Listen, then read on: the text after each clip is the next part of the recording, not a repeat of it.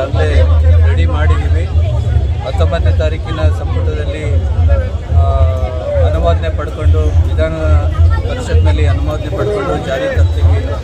ಮುಂದಿನ ಇದೇ ಅಧಿವೇಶನದಲ್ಲಿ ಅನ್ನುವಂಥ ಮಾತನ್ನು ಮಾನ್ಯ ಸಚಿವರು, ಮಾನ್ಯ ಮುಖ್ಯಮಂತ್ರಿಗಳವರ ಒಡನಾಡಿಗಳೆಲ್ಲರೂ ನಮಗೆ ಈಗಾಗಲೇ ಭರವಸೆಯನ್ನು ಕೊಟ್ಟಿದ್ದಾರೆ.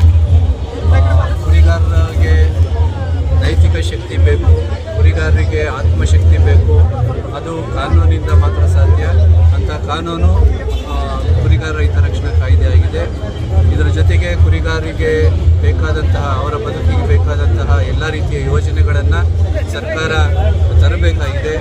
ಅದನ್ನು ನಾವು ಮಾನ್ಯ ಸರ್ಕಾರಕ್ಕೆ ಗಮನ ಸೆಳೆಯೋದು ಅಂತಂದರೆ, ಇತ್ತೀಚಿನ ಬಜೆಟ್ಗಳಲ್ಲಿ ಕುರಿಗಾರರಿಗೆ ಸಂಬಂಧಪಟ್ಟಂತಹ ಯೋಜನೆಗಳಿಗೆ ಅನುದಾನ ಕಡಿತ ಮಾಡಿರ್ತಕ್ಕಂಥದ್ದು ಬೇಸರದ ಸಂಗತಿ.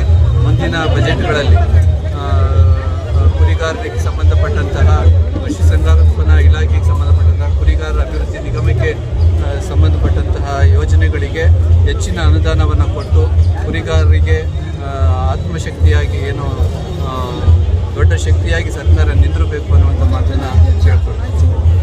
ಸರ್, ಹಾಗೆ ನಮ್ಮ ಜೊತೆ ಹೋರಾಟಗಾರರಾದ ಎಲ್ಲ ಇದ್ದಾರೆ, ಅವರು ಒಂದೆರಡು ಮಾತಾಡ್ತಾರೆ. ಈಗಾಗಲೇ ಪೂಜ್ಯ ಶ್ರೀಗಳ ನೇತೃತ್ವದಲ್ಲಿ ನಾವು ಎಲ್ಲ ಕರ್ನಾಟಕ ರಾಜ್ಯದಲ್ಲಿರ್ತಕ್ಕಂಥ ಕುರಿಗಾಯಿಗಳ ಒಂದು ಅತ್ಯಂತ ಹೋರಾಟವನ್ನು ಮಾಡಿದ್ದೀವಿ. ಅದಕ್ಕೆ ರಾಜ್ಯದಾದ್ಯಂತ ಎಲ್ಲ ಕುರಿಗಾಯಿಗಳು ಆಗಮಿಸಿದರು. ಸರ್ಕಾರವು ಸಹಿತ ಭರವಸೆಯನ್ನು ನೀಡಿದೆ. ಸಾಂಪ್ರದಾಯಿಕ ಕುರಿಗಾಯಿಗಳ ಹಿತರಕ್ಷಣಾ ಕಾಯ್ದೆಯನ್ನು ಜಾರಿಗೆ ತರ್ತೇವೆ ಅಂತೇಳಿ ಸರ್ಕಾರದ ನಡೆಯನ್ನು ಗಮನಿಸಿ ಮುಂದಿನ ವಿಚಾರಗಳನ್ನು ನಾವೆಲ್ಲ ಮುಖಂಡರ ಸಭೆಯನ್ನು ಕರೆದು ತೀರ್ಮಾನ